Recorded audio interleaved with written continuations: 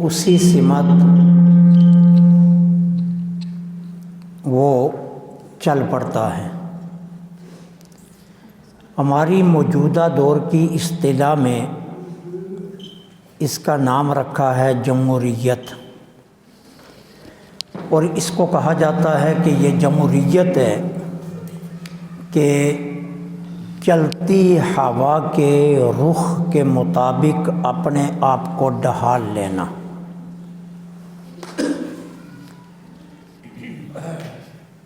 سیدنا صدیق اکبر رضی اللہ تعالی عنہ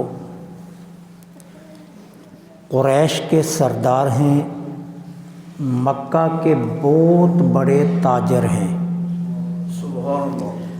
تجارت کا حجم شام، یمن اور قرب و جوار کے تمام علاقوں تک پھیلا ہوا ہے۔ ایک نام ہے، ایک مقام ہے۔ لوگ تو یہاں انسانوں کے نسب نہیں جانتے، ابو بکر صدیق رضی اللہ تعالی عنہ تو حیوانوں کے انساب میں بھی ماہر تھے۔ کوئی گھوڑا، کوئی اونٹ ابو بکر صدیق کے سامنے لا کر کھڑا کیا جاتا تو اس کا سارا نسب بیان کر دیتے تھے۔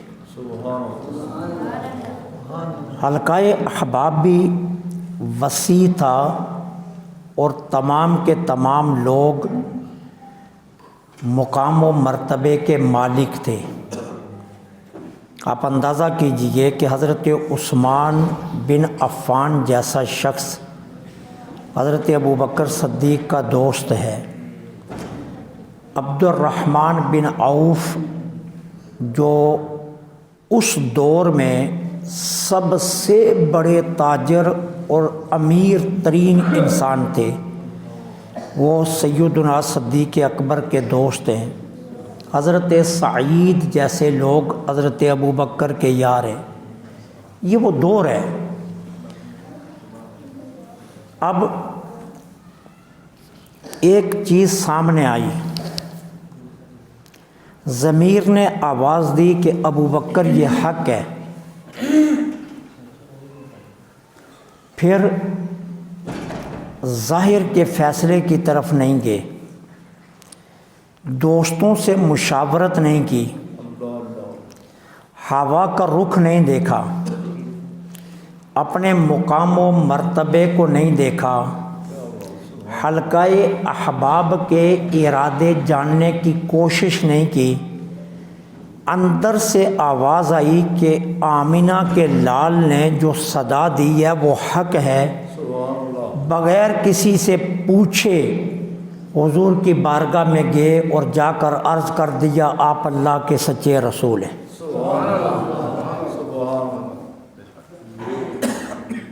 یہ ہر کسی کے بس کی بات نہیں ہوتی ہے۔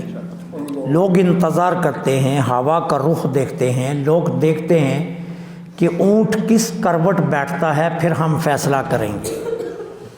ابھی دیکھنا الیکشن قریب ہے، اگر ہو گئے تو بہت سے لوگ اپنی زبانوں پر تالے لگا کر بیٹھیں گے، ان کے گھروں میں کینڈیڈیٹ آئیں گے، ابھی فیصلہ نہیں کیا، ابھی دیکھتے ہیں برادری کدھر جاتی ہے، ابھی دیکھتے ہیں محلے دار کدھر جاتے ہیں، ابھی دیکھتے ہیں دوست کدھر جاتے ہیں، ابھی دیکھتے ہیں ہمارے سٹیٹس کے لوگ کدھر بڑھتے ہیں۔ سٹیٹس کو دیکھا جاتا ہے، محلے داری کو دیکھا جاتا ہے، قرب و جوار کے احباب کو دیکھا جاتا ہے، اعزا اقارب کو دیکھا جاتا ہے۔ ابو بکر اس ذات کا نام ہے جس نے کچھ نہیں دیکھا، حضور کے دامن پر آ کر قربان ہو گئے۔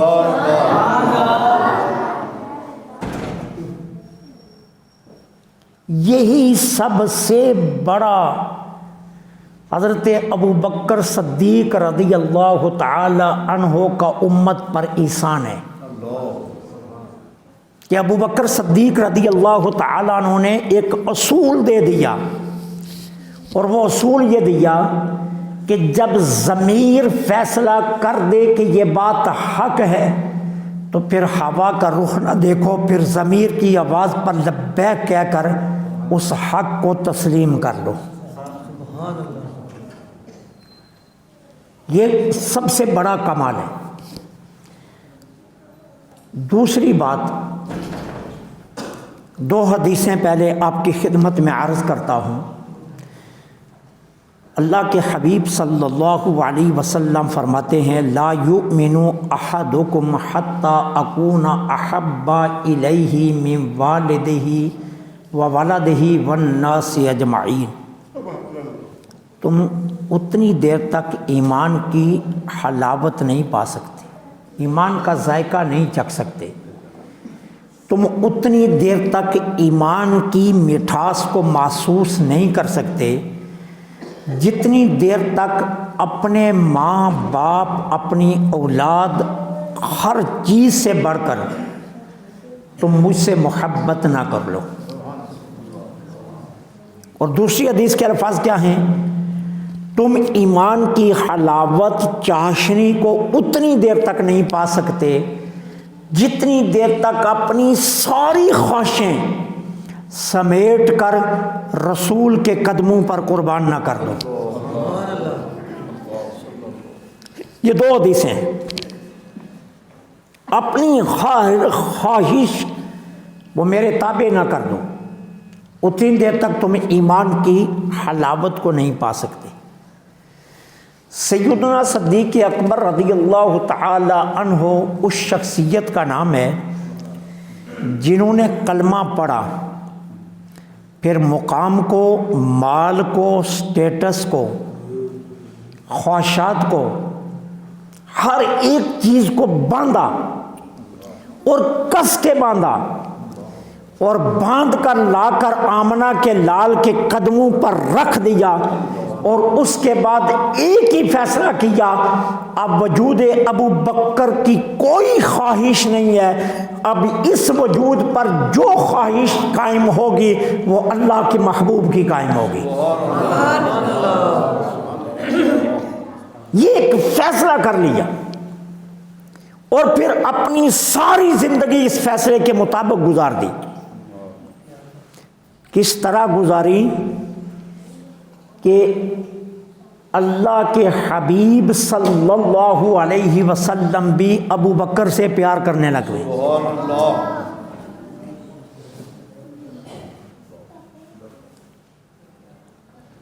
اس حقیقت کو جاننے کے لیے حضرت شاہ ولی اللہ نے ازالۃ الخفا کے اندر ایک روایت نقل کی ہے. آقا کریم علیہ الصلوۃ والسلام کی محفل نور سجی تھی، صحابہ کرام محفل میں موجود تھے. میرے آقا کریم علیہ الصلوۃ والسلام نے اپنے تمام صحابہ کی طرف محبت بری نظر سے دیکھا اور دیکھنے کے بعد فرمایا بھائی ہر روز نہ بیٹھا کرو، وقفہ وقفہ ڈال کر بیٹھا کرو، کیونکہ روز روز بیٹھنے سے محبت میں کمی آتی ہے اور کبھی کبھی بیٹھنے سے محبت بڑھتی ہے. اب یہ محفل نور میں حضرت ابو بکر صدیق بھی بیٹھے ہوئے ہیں، حضرت عمر بھی ہیں، علی المرتضیٰ بھی ہیں، عثمان بن عفان بھی ہیں، یہ سبھی موجود ہیں. محفل برخاست ہو گئی. نماز ظہر کا وقت آیا، صحابہ آئے، نماز پڑھی، بیٹھے نہیں، چلے گئے. اب سرکار علیہ الصلوۃ والسلام کا شریف یہ تھا کہ جب سلام پھیرتے تھے حضور مصلی امامت میں قبلے سے رخ صحابہ کی طرف فرما لیتے تھے اور مڑ کر صحابہ کو دیکھتے تھے. اب سرکار نے دیکھا صحابہ کو، عصر ہوئی تو پھر اسی طرح ہوا، مغرب ہوئی تو پھر اسی طرح ہوا. اب مغرب کی نماز کے بعد میرے آقا نے حضرت انس جو خادم خاص تھے اس سے فرمایا انس ابو بکر نماز پر نہیں آئے؟ حضور آئے تھے، ظہر بھی پڑھی، عصر بھی جماعت سے پڑھی ہے، مغرب بھی جماعت سے پڑھی ہے. فرمایا کیا عصر پڑھی؟ جی پڑھی. اچھا مغرب بھی پڑھی ہے. اب حضرت انس حضور کے مزاج شناس تھے، سمجھ گئے. حضرت ابوبکر صدیق رضی اللہ تعالیٰ عنہ کے دروازے پر چلے گئے، جا کر کہتے ہیں کہ اللہ کے رسول صلی اللہ علیہ وسلم نے 3 مرتبہ آپ کے متعلق پوچھا ہے کہ ابوبکر نے ظہر پڑھی، ابوبکر نے عصر پڑھی، ابوبکر نے مغرب پڑھی؟ تو میں نے عرض کیا حضور پڑھی ہے۔ اب سیدنا صدیق اکبر رضی اللہ تعالیٰ عنہ سمجھ گئے، بھاگے ہوئے حضور کی بارگاہ میں آ گئے، میرے یار نماز ظہر میں آئے؟ جی آیا۔ عصر میں؟ جی آیا۔ مغرب میں آیا؟ اچھا ملے نہیں، بیٹھے نہیں؟ حضور آپ نے خود ہی تو ارشاد فرمایا تھا کہ بھائی بیٹھا نہ کرو، ہر روز نہ بیٹھا کرو، ہر نماز کے بعد نہ بیٹھا کرو، وقفے وقفے سے محفل لگایا کرو، کیونکہ وقفہ ڈالنے سے پیار بڑھتا ہے۔ اب ذرا الفاظ دل تھام کر سننا، فرمایا ابو بکر یہ حکم باقی سب کے لیے ہے، تیرے لیے نہیں ہے۔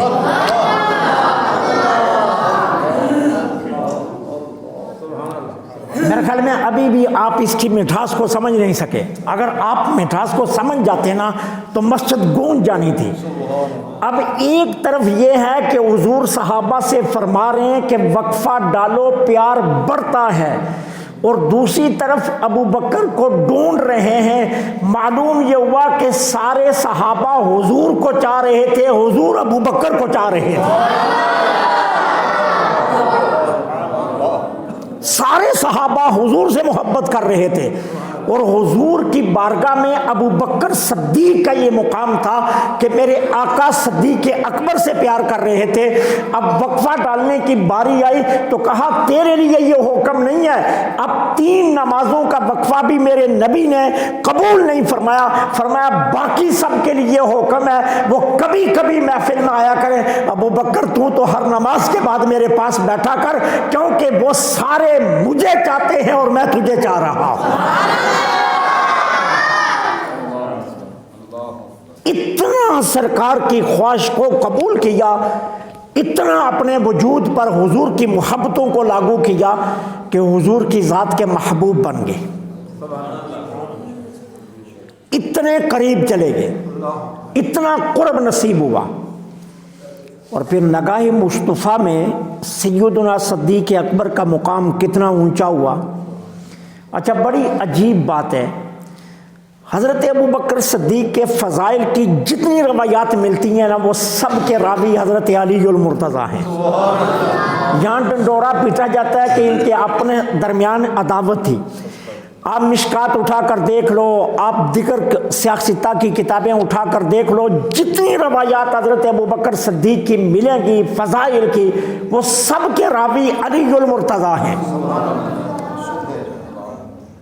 اب جو حدیث میں آپ کو سنانے لگا ہوں، یہ بھی سیدنا علی المرتضیٰ کی مرویات میں سے یہ روایت ہے۔ سیدنا علی المرتضیٰ رضی اللہ تعالیٰ عنہ فرماتے ہیں، ایک دن مسجد نبوی کے اندر میں حضور کے پاس کھڑا تھا، کوئی اور نہیں تھا، میں تھا اور حضور تھے۔ اچانک حضرت ابوبکر صدیق رضی اللہ تعالیٰ عنہ آگے بڑھے، آقا کریم علیہ الصلوۃ والسلام سے اپنا ہاتھ ملایا۔ حضرت ابوبکر صدیق نے اپنا ہاتھ حضور کے ہاتھوں سے ملایا، سلام لیا۔ سرکار نے ابوبکر کا ہاتھ کھینچ کر ابوبکر کو سینے سے لگا لیا۔ یہ علی المرتضیٰ بیان کر رہے ہیں، فرماتے ہیں میں چشم دید گواہ ہوں، سرکار نے ابوبکر صدیق کا ہاتھ کھینچا، سینے سے لگا لیا، اور پھر سینے سے چھوڑا اور چھوڑ کر ابوبکر کے پیشانی کا بوسہ میرے نبی نے لیا۔ اب ذرا دیکھنا کیا مقام ہے حضور کی بارگاہ میں حضرت ابوبکر صدیق رضی اللہ عنہ، کہ حضور نے حضرت ابوبکر صدیق کی پیشانی کا بوسہ لیا۔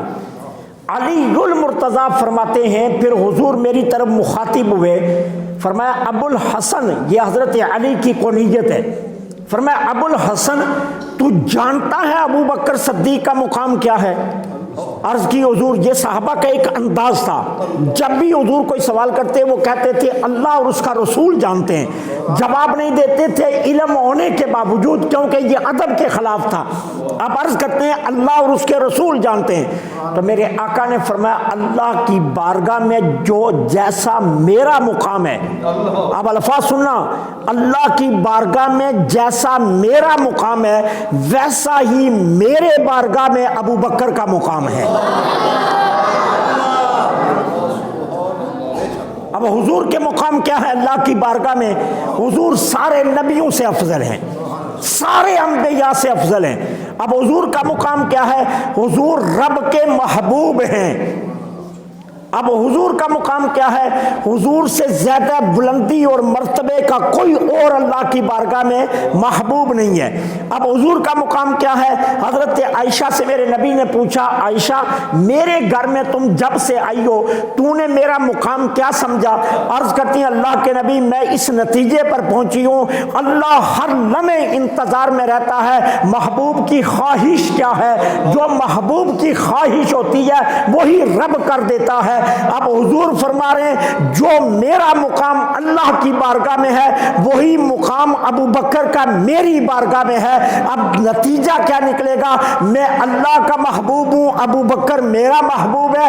اللہ مجھ سے محبت کرتا ہے، میں ابو بکر سے محبت کرتا ہوں. اللہ کی بارگاہ میں مجھ سے افضل کوئی نہیں ہے، میری بارگاہ میں ابو بکر سے افضل کوئی نہیں ہے.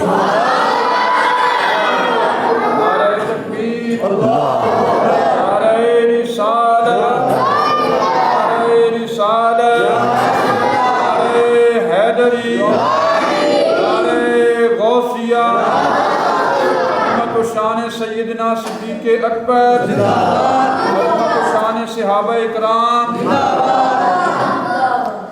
فضیلت کے عنوان پر میں جب روایات ڈھونڈ رہا تھا 13 کتابوں کے حوالے میرے پاس موجود ہیں جو روایت میں عرض کرنے لگا اس کے ضمن میں. آقا کریم علیہ الصلوۃ والسلام مسجد نبوی میں تشریف فرما ہے. اب حضور کیا فرماتے ہیں؟ پاس ہیں حضرت حسان بن ثابت رضی اللہ تعالیٰ عنہ اور بھی صحابہ بیٹھے ہیں. اب میرے آقا کیا فرما رہے ہیں؟ حسان میری شان میں تو نے بڑا کلام لکھا ہے، بڑی نعتیں لکھی ہیں، بڑے قصیدے لکھے ہیں میری شان میں، یہ بتا میرے یار کے متعلق بھی کوئی لکھا؟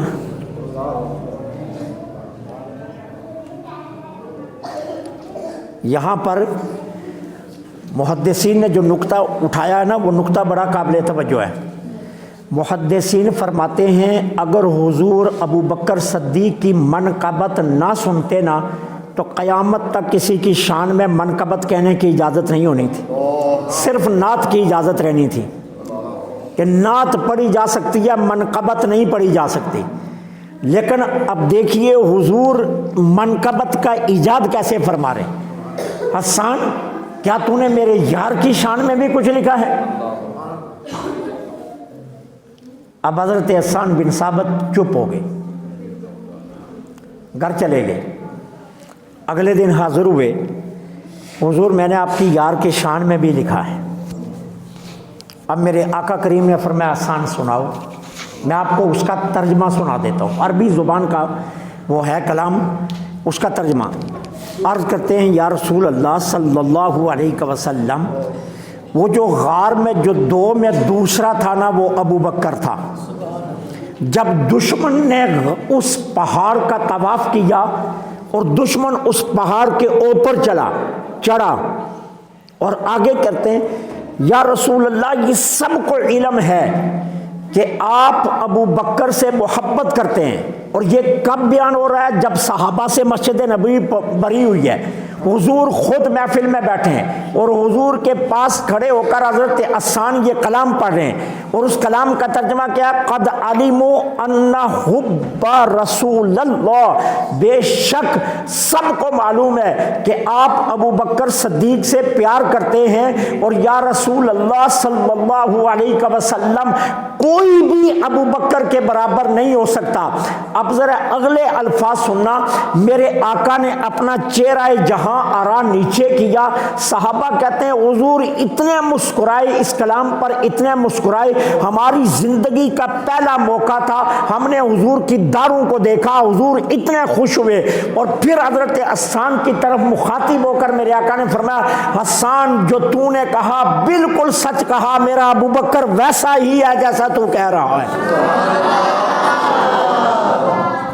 میرا ابو بکر ویسا ہی ہے جیسا تو کہہ رہا ہے۔ اور کیا کہا حضرت حسان نے کہ اللہ کے حبیب ابو بکر سے پیار کرتے ہیں۔ اور سرکار نے یہ تو نہیں فرمایا تو حسان جھوٹ بول رہا ہے، کہا نہیں، ہاں حسان جو تو نے کہا وہ سچ کہا۔ اور دوسرا حضرت حسان نے کیا کہا، حضور کوئی ابو بکر سے افضل نہیں ہو سکتا۔ تو میرے آقا نے فرمایا ابو بکر کے متعلق تو نے جیسا کہا ویسا ہی ہے، ابو بکر سے افضل کوئی نہیں ہو سکتا۔ تو یہ حضرت حسان نے جو کلام پڑھا، اس کلام پر میرے آقا نے تصدیق کی مور ثبت کر دی اور یہ بتا دیا کہ یہ ایمان والوں کا عقیدہ ہی نہیں، یہ اللہ کے نبی کا بھی عقیدہ یہی ہے کہ ابو بکر سے افضل کوئی نہیں ہو سکتا، ابو بکر سے افضل کوئی نہیں ہو سکتا۔ اور پھر یہ بھی یاد رکھنا، یہ نہیں ہے مسئلہ کہ ابو بکر صدیق رضی اللہ تعالیٰ عنہ اس امت کے افضل ترین شخص ہیں، نہیں نہیں نہیں نہیں، یہ خیال اپنے دلوں سے نکال لیجئے۔ سیدنا صدیق اکبر رضی اللہ تعالیٰ عنہ کی فضیلت کے متعلق ہمارا عقیدہ یہ ہے کہ آدم سے لے کر ہمارے آقا تک کائنات میں جتنے نبیوں کی امتیں آئی ہیں، تمام نبیوں کی امتوں میں نبیوں کے بعد اگر کوئی افضل ترین شخص ہے تو وہ حضرت ابو بکر صدیق رضی اللہ تعالیٰ عنہ۔ وہ چاہے امت آدم کی ہے، چاہے نوح کی ہے، چاہے ابراہیم کی ہے، چاہے اسماعیل کی ہے، چاہے اسحاق کی ہے یا یعقوب کی ہے، وہ یوسف کی ہے یا یونس کی ہے، وہ الیاس کی ہے یا خضر کی ہے، وہ یحییٰ کی ہے یا زکریا کی ہے، وہ یوشع کی ہے یا ذوالکفل کی ہے، تمام انبیاء کی امم میں نہیں بلکہ آدم سے لے کر قیامت تک جتنے انسان آئیں گے، نبیوں کے بعد جو افضل ترین شخصیت ہے اس کا نام سیدنا صدیق اکبر رضی اللہ تعالی عنہ ہے۔ حضور کی بارگاہ میں کتنا مقام ہے سیدنا صدیق اکبر رضی اللہ تعالی عنہ کا، یہ صحابہ سے پوچھئے۔ ایک شخص آیا، سیدنا علی المرتضی رضی اللہ تعالیٰ عنہ کریں، اب وہ شخص سوال کرتا ہے حضرت علی رضی اللہ تعالیٰ عنہ سے، حضور سب سے زیادہ کس سے پیار کرتے تھے؟ وہ شخص حضرت علی سے یہ سوال کر رہا ہے، حضور سب سے زیادہ کس سے پیار فرماتے ہیں؟ حضرت علی المرتضی آگے سے جواب کیا دیتے ہیں؟ عائشہ صدیقہ سے۔ اس نے کہا نہیں، میں نے مردوں کے متعلق پوچھا ہے کہ مردوں میں حضور سب سے زیادہ کس سے پیار کرتے ہیں؟ کہا یہ بھی کوئی مشکل مسئلہ ہے جو تو نے پوچھ لیا، اس مسئلے کے لیے تو علی کے پاس آ گیا، تجھے پتہ ہونا چاہیے حضور سب سے زیادہ پیار عائشہ کے ابا صدیق اکبر سے کرتے ہیں۔ یہ مشکات شریف کی حدیث پاک ہے جو میں نے آپ کی خدمت میں عرض کی، یہ مشکات کے اندر یہ حدیث پاک موجود ہے۔ اب اسی حدیث سے اگلی حدیث بھی سن لینا اور پھر میں آپ کو نتیجے کی طرف لاؤں گا۔ اب اسی حدیث کے ساتھ جو اگلی حدیث ہے وہ کیا ہے کہ ایک شخص حضرت عائشہ صدیقہ رضی اللہ تعالی عنہا کے پاس آیا، پردے کے پیچھے سے عرض کرتا ہے اماں جان ایک بات بتائیے، اللہ کے حبیب صلی اللہ علیہ وسلم سب سے زیادہ کس سے پیار کرتے ہیں؟ اب حضرت عائشہ صدیقہ فرماتی ہیں یہ بھی کوئی پوچھنے والا مسئلہ ہے، اللہ کے حبیب سب سے زیادہ پیار فاطمہ الزہرا سے کرتے ہیں۔ اس بندے نے کہا نہیں، میں مردوں کے متعلق پوچھنے کے لیے آیا ہوں کہ اللہ کے حبیب مردوں میں سب سے زیادہ پیار کس سے کرتے ہیں؟ اب اماں عائشہ صدیقہ فرماتی ہیں یہ بھی کوئی مسئلہ تھا جو تو پوچھنے آ گیا، اللہ کے حبیب صلی اللہ علیہ وسلم مردوں میں سب سے زیادہ پیار فاطمہ کے شوہر علی المرتضی سے کرتے ہیں۔ اب دونوں حدیثیں مشکات میں گٹھی ہیں آگے پیچھے. اب ایک ہے جو علی المرتضیٰ سے سوال کیا گیا, وہ کہتے ہیں حضور سب سے زیادہ ابو بکر صدیق سے اور حضرت عائشہ سے پیار کرتے ہیں. اور ایک سوال ہے جو حضرت عائشہ سے کیا گیا, حضرت عائشہ فرماتی ہیں حضور سب سے زیادہ پیار حضرت فاطمہ اور علی المرتضیٰ سے کرتے ہیں. اب میں پوچھنا چاہتا ہوں کہ یہاں جھگڑا بیان کرنے والے مجھے یہ دو حدیثیں سمجھا دیں. ان میں تو محبت کی انتہا کا یہ عالم تھا کہ علی کہتے ہیں سب سے زیادہ پیار ابو بکر سے ہے, اور ابو بکر کی بیٹی کہتی ہے کہ سب سے زیادہ پیار علی سے ہے. معلوم یہ ہوا کہ ان کی نگاہوں میں یہ تھا, علی یہ سمجھتے تھے کہ اگر کوئی افضل ترین شخص ہے تو وہ ابو بکر ہیں, اور خاندان ابو بکر میں یہ تھا کہ جو سب سے زیادہ محترم شخصیت ہے وہ اگر کوئی ہے تو وہ علی المرتضیٰ ہے. تو پھر جھگڑا کہاں سے آ گیا؟ اب حضور کی نگاہ میں سیدنا صدیق اکبر رضی اللہ تعالیٰ عنہ کا مرتبہ اور طرح سمجھے. مسجد نبوی میں کئی دروازے تھے, مختلف صحابہ کے گھروں کی طرف وہ دروازے کھلتے تھے. آسانی کے لیے صحابہ نے جب مسجد نبوی کی تعمیر ہو رہی تھی حضور کی ظاہری حیات طیبہ میں, تو آسانی کے لیے اپنے اپنے گھروں کی طرف دروازے رکھ لیے کہ تاکہ نماز کے لیے آنے میں آسانی رہے. حضرت عباس کا گھر ہے ادھر دروازہ الگ ہے, حضرت عثمان کے گھر کی طرف دروازہ الگ ہے, باقی صحابہ کے علی المرتضیٰ کے گھر کی طرف دروازہ الگ ہے.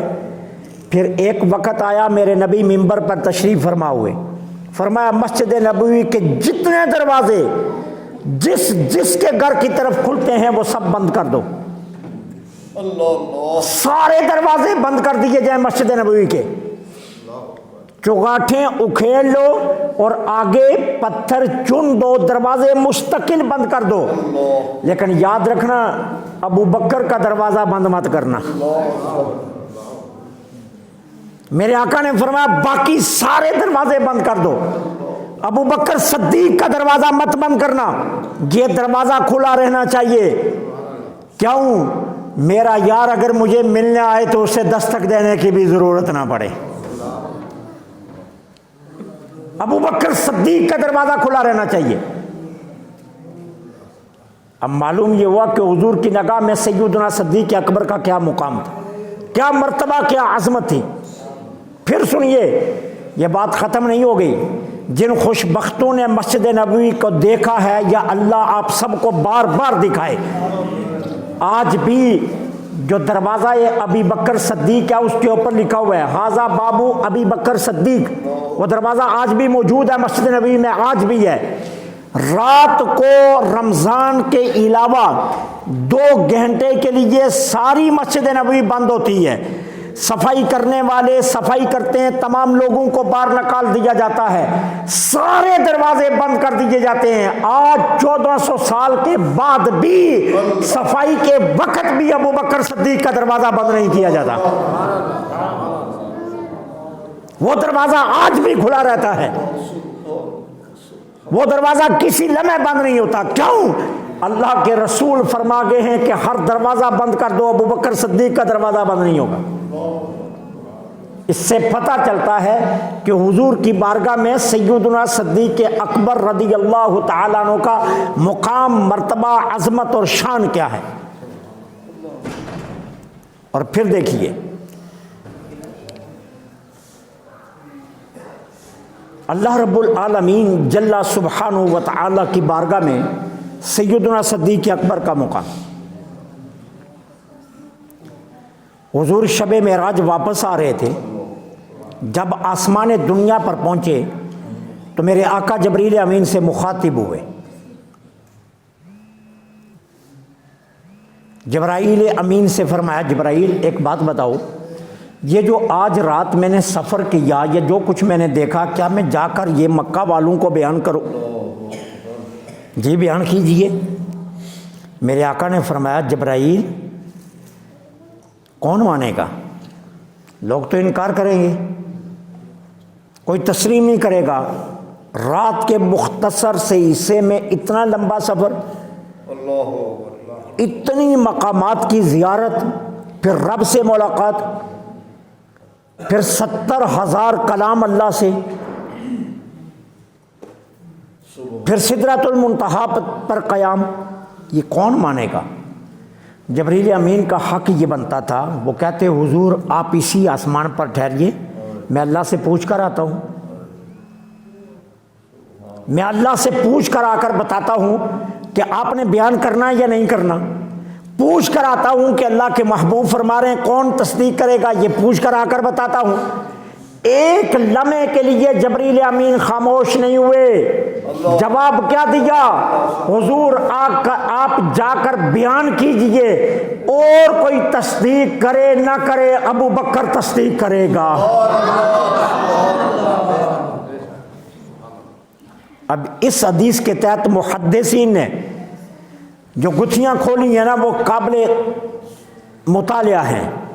محدثین کیا فرماتے ہیں؟ وہ فرماتے ہیں اس کا مطلب یہ ہے کہ ابھی حضور نے اعلان نبوت نہیں کیا تھا، آسمانوں میں ابو بکر صدیق کا چرچا چل رہا تھا۔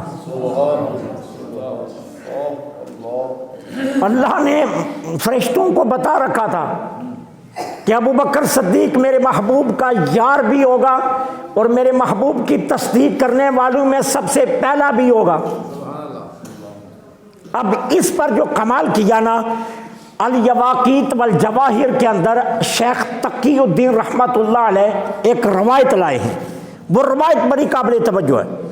وہ فرماتے ہیں سیدنا صدیق اکبر رضی اللہ تعالی عنہ ایک لمحے کے لیے بھی حضور سے جدا نہیں ہوئے۔ اچھا وہ مثال کیسے دیتے ہیں؟ وہ فرماتے ہیں جس طرح شاخ سے سایہ جدا نہیں ہوتا، اس طرح شاخ کی طرح ابو بکر صدیق حضور کے ساتھ رہے، ایک لمحے کے لیے بھی جدا نہیں ہوئے۔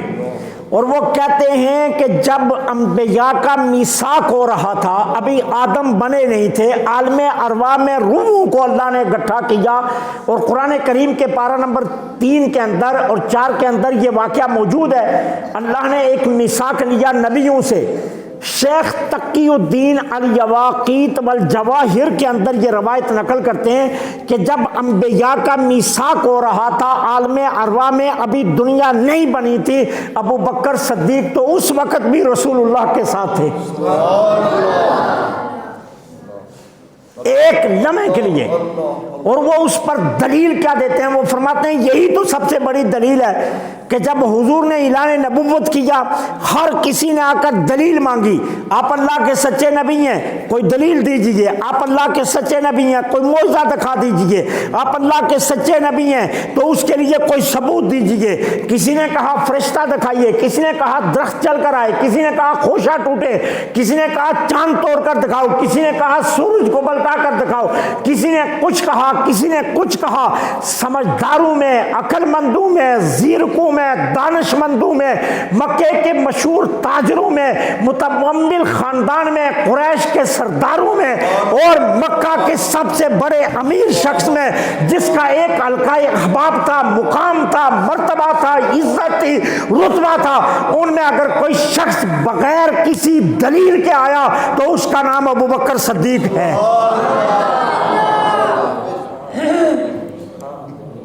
آ کر یہ نہیں کہا آپ دلیل لائیں، ثبوت لائیں، کوئی مجھے وضاحت کیجئے کیسے آپ اللہ کے سچے رسول ہیں۔ 40 سال ہمارے سامنے گزار رہی ہے، تجارت کرتے رہے، چچا جان کے ساتھ پھرتے رہے، آپ 40 سال ہمارے سامنے رہے، ہم نے خود اپنی آنکھوں سے دیکھا، حضرت آمینہ کے آپ بیٹے ہیں، حضرت عبداللہ کے لخت جگر ہیں، عبد المطلب کے آپ پوتے ہیں، عباس حمزہ آپ کے چچا ہیں، سارے رشتے موجود ہیں، آپ نے یک مشت یہ کیسا اعلان کر دیا؟ نہیں، ابو بکر صدیق آئے، آ کر عرض کیا کیا؟ آپ نے اعلان کیا آپ اللہ کے رسول ہیں؟ فرمایا ہاں میں نے کہا میں اللہ کا رسول ہوں۔ اب اگلا جواب کیا تھا؟ میں نے مانا آپ اللہ کے رسول ہیں، میں نے تسلیم کیا آپ اللہ کے رسول ہیں۔ دوسرا جواب نہیں تھا، جواب سیدھا یہ دیا۔ وہ کہتے ہیں یہ جو سب سے پہلی تصدیق ہے یہ بتا رہی ہے کہ ابو بکر صدیق عالم ارواح میں بھی رسول اللہ کے ساتھ تھے۔ وہ اس لیے کہتے ہیں کہ ابو بکر صدیق تو حضور سے کبھی جدا ہوئے ہی نہیں۔ پھر دیکھیے سفر معراج، سفر ہجرت اہم بھی تھا، محترم بھی تھا، اور سب سے بڑی بات تھی کہ اللہ کے نبی کو باحفاظت مکے سے مدینہ پہنچانا بڑی ذمہ داری تھی، اور اس میں سب سے بڑی دیانت اور امانت کا معاملہ تھا۔ دشمن نے تو اعلان کر رکھے تھے 1000 اونٹ دیے جائیں گے، 100 اونٹ دیے جائیں گے، راستہ روکنے والوں کو، گرفتار کرنے والوں کو عرب کی دوشیزیں دی جائیں گی، منہ مانگے انعام دیے جائیں گے، تجوریوں کے منہ کھول دیے گئے تھے، ننگی تلواریں ہر طرف لہرا رہی تھیں۔ اب حضور کو حکم آ گیا آپ ہجرت کیجئے۔ اللہ کی بارگاہ میں عرض کیا مولا قابل اعتماد تیری بارگاہ میں جس پر سب سے زیادہ یقین کیا جائے، جس پر سب سے زیادہ اعتماد ہو، جو پورے وثوق کے ساتھ میرے ساتھ قدم سے قدم ملا کر چلے، میں فیصلہ نہیں کرتا، تو بتا میں کس کو لے کر جاؤں؟ تو جواب کیا آیا؟ ابو بکر کو لے کر جاؤ، ہمیں اسی پر اعتماد ہے۔ معلوم یہ ہوا کہ سفر ہجرت کے لیے اللہ کو جس پر سب سے زیادہ اعتماد تھا کہ میرے محبوب کو کوئی تکلیف نہیں آنے دے گا، وہ اللہ کی بارگاہ میں ابو بکر صدیق تھے۔ اس لیے کہا محبوب ابو بکر کو ساتھ لے کر جاؤ، ہمیں اس پر یقین ہے کہ وہ آپ کو کوئی تکلیف نہیں آنے دے گا۔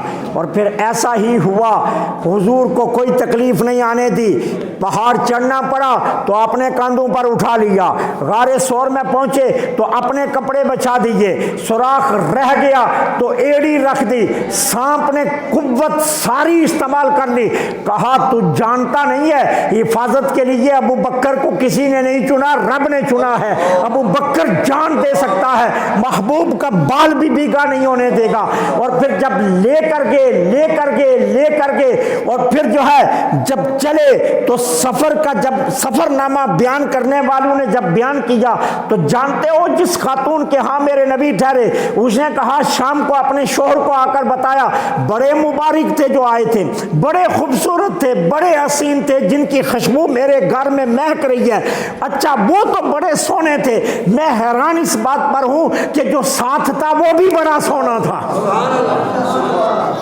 وہ تو خوبصورت تھے، اس میں کوئی شک نہیں ہے، لیکن ان کے ساتھ جو تھے وہ بھی بڑے خوبصورت تھے۔ ام معبد نے جو واقعہ بیان کیا اپنے گھر کا، وہ پڑھ کر تو دیکھیے حضرت ام معبد حضور کے متعلق تو جو جملے کہہ رہی ہیں وہ کہہ رہی ہیں، لیکن صدیق اکبر رضی اللہ تعالیٰ عنہ کے متعلق بھی وہ کیا کیا کہہ رہی ہیں حضرت ام معبد۔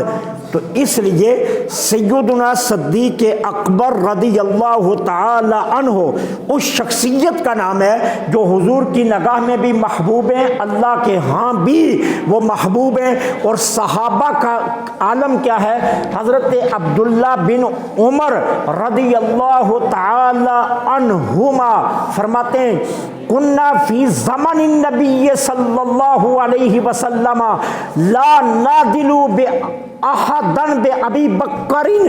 حضرت عبداللہ بن عمر رضی اللہ تعالی عنہما فرماتے ہیں کہ حضور کی ظاہری حیات طیبہ کے زمانہ میں بھی تمام صحابہ اس پر متفق تھے ابو بکر سے افضل کوئی نہیں ہے۔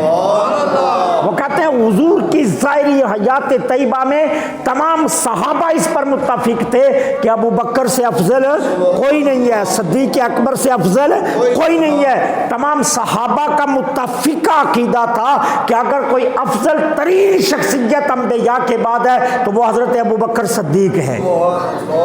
اور حضرت عمر جن کے متعلق میرے آقا کیا کہیں، عمر کے سائے سے بھی شیطان بھاگتا ہے۔ اور مفسرین کرام نے نکتے لکھے، کیا کہا؟ جس شخص کو فجر کے لیے آنکھ نہ کھلتی ہو، اس کی نماز فجر بار بار رہ جاتی ہو، یا جس شخص کو رات کو جوانی کے عالم میں بار بار غسل کی حاجت ہوتی ہو، یا اس پر ہر روز غسل واجب ہوتا ہو، وہ کیا کرے؟ وہ کہتے ہیں اپنے دائیں طرف اپنے قلب کے نیچے یا عمر لکھ کر سو جائے، صبح نماز کے لیے بھی اٹھے گا، کیونکہ اب شیطان اس کے قریب نہیں آ سکتا۔ یارو جس کے نام میں اتنی برکت ہے اس کے وجود میں کتنی برکت ہوگی؟ جس کے نام میں اتنا کمال ہے اس کے وجود میں کتنا کمال ہوگا۔ اور میرے آقا نے فرمایا کہ عمر وہ ہے کہ جس کی زبان پر حق کے سوا کچھ نہیں آتا، حق بولتا ہے۔ اور آپ جانتے ہو قرآن کی 13 آیات ہیں جو حضرت عمر کی منشا پر نازل ہوئی ہیں۔ اگر تمہیں عمر سے اتنی دشمنی ہے، قرآن سے آیتیں نکال کر دکھا دو، قرآن کی آیتوں کو کیوں مانتے ہو؟ آج مقام ابراہیم پر طواف کے جو نفل پڑھے جاتے ہیں، یہ حکم بھی قرآن میں حضرت عمر کی وجہ سے آیا ہے، کیونکہ حضرت عمر نے یہاں کھڑے ہو کر کہا تھا حضور میری خواہش ہے ہم اس جگہ کو جائے مصلی بنا لیں۔ اللہ نے وہیں جبرائیل کو بھیجا اور کہا محبوب قرآن کی آیت لے لو، جو میرا عمر کہتا ہے وہی رب بھی کہہ رہا ہے۔ وہ عمر کیا کہتے ہیں؟ ان عمر کی بات کو سنیے اور میں بات سمیٹنے لگا ہوں، نماز کا وقت ہو رہا ہے۔ وہ عمر کیا کہتے ہیں؟ وہ عمر فرماتے ہیں آدم سے لے کر قیامت تک، آدم سے لے کر قیامت تک سارے نبیوں کو نکال دو، باقی سب لے آؤ، سارے نبیوں کے صحابہ لے آؤ، اہل بیت لے آؤ، ازواج مطہرات لے آؤ، سارے صحابہ لے آؤ، سارے غوث لے آؤ، سارے کتب لے آؤ، سارے ابدال لے آؤ، سارے شیخ الحدیث لے آؤ، سارے علماء لے آؤ، سارے محققین لے آؤ، سارے مفسرین کرام لے آؤ، سارے دانشور لے آؤ، سارے لے آؤ، سب کا ایمان نکالو اور ایک پلڑے پر رکھو۔ آدم سے لے کر قیامت تک سب کا ایمان لے آؤ اور ایک پلڑے میں رکھو، اور دوسرے پلڑے میں تنہا ابو بکر کا ایمان رکھو۔ ساری دنیا کا ایمان نیچے ہوگا، ابو بکر کا ایمان باہر ہی ہوگا۔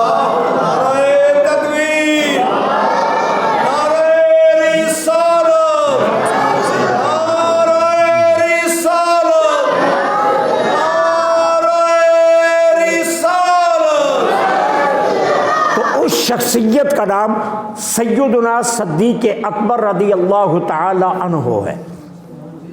اور رہی بات شہزادی کونین سیدہ فاطمہ الزہرا کی، یہاں ایک بات میں پہلے کلیئر کر دوں پھر میں اگلی بات کرتا ہوں۔ یہ اچھی طرح ذہن میں رکھنا، اہل سنت و جماعت کے نزدیک جمادی الاخری میں سیدہ پاک کا کوئی یوم ولادت نہیں ہے، یہ ذہن میں رکھنا۔ جمادی الاخری میں سیدہ پاک کی ولادت کی کوئی تاریخ نہیں ہے۔ یہ شیعوں کے نزدیک ہے کہ 20 جمادی الثانی سیدہ پاک کا یوم ولادت ہے۔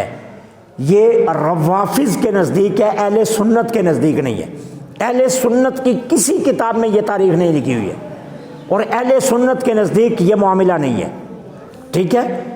رہی بات سیدہ پاک کے تذکرے کا، تو سیدہ پاک کا ذکر تو دن کا محتاج نہیں ہے۔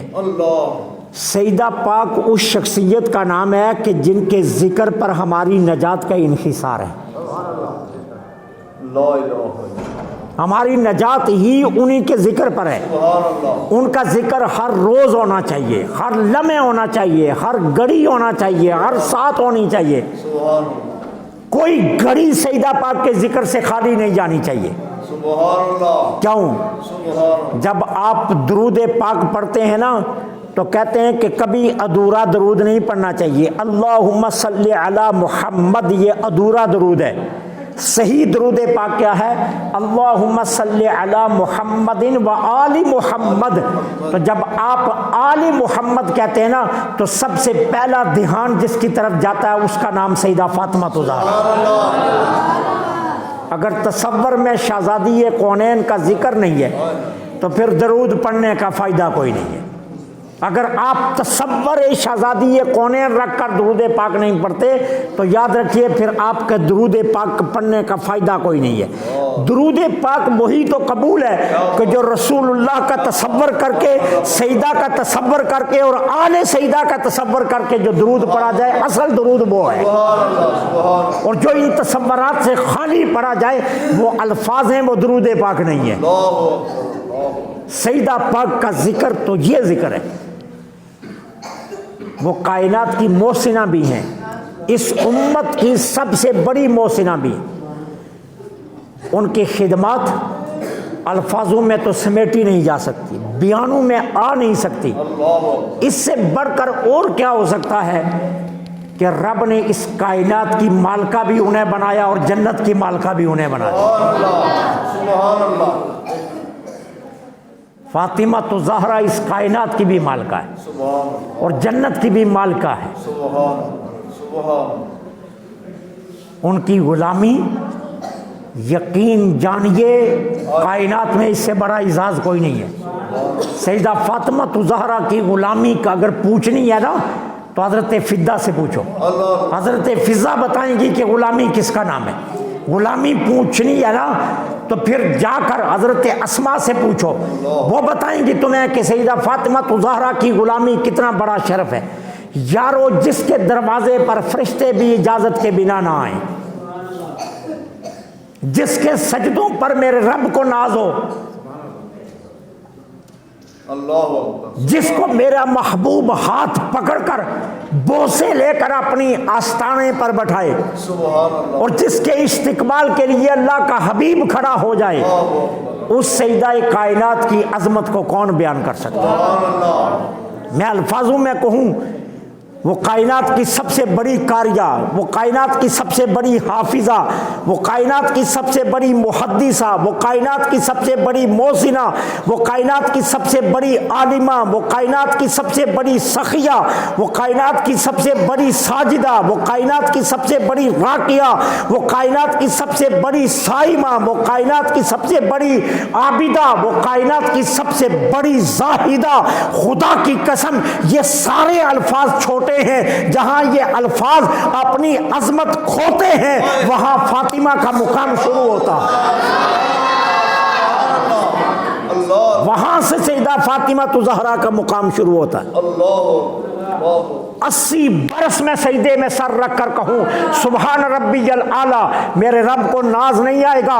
سجدہ کا فاطمہ کی پیشانی سجدے کی طرف جانا شروع ہوتی تھی تو رب ناز کرنے لگتا تھا، ارے وہ پیشانی اب میرے بارگاہ میں جھکنے لگی ہے جس پر ساری کائنات کی نجات کا انحصار ہے۔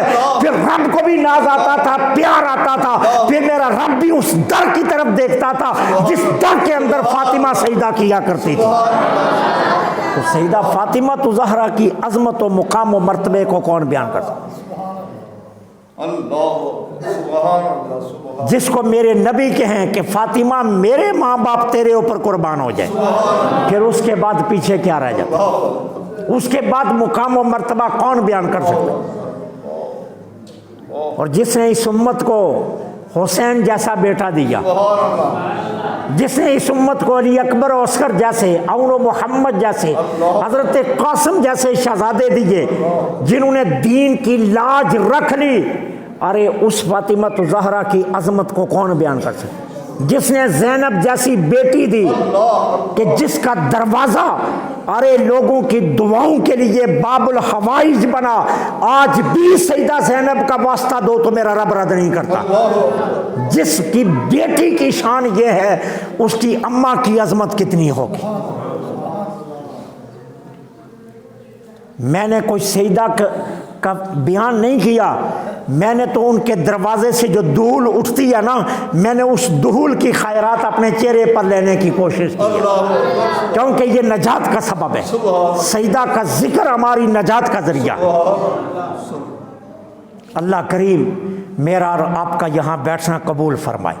اللہ کریم سیدہ پاک کے مزار پر انوار پر جنت البقیع میں بے حساب رحمتیں نازل فرمائے، سیدنا صدیق اکبر کی تربت پر اللہ کھربہا رحمتیں نازل فرمائے، اللہ حضرت ابوبکر کی صداقت کی خیرات اور سیدہ فاطمہ زہرا کے شرم و حیا کی خیرات ہمیں، ہماری ماؤں بہنوں بیٹیوں کو اللہ نصیب فرمائے، اللہ ہمیں ہماری نسلوں کو ان کا غلام رکھے اور یہ غلامی وراثت میں نسل در نسل قیامت تک قائم رہے۔ اور کاش کاش کاش کاش آج اللہ کے گھر میں بیٹھ کر کہتے ہیں کاش کل قیامت کے دن ابو بکر کہہ دیں یہ میرے ہیں اور فاطمہ زہرا بھی کہہ دیں یہ میرے ہیں، کاش یہ اگر مل جائے تو بخشش کے لیے یہی کافی ہے۔ اللہ کریم آپ اور میرا حامی و ناصر ہو، وما علینا الا البلاغ۔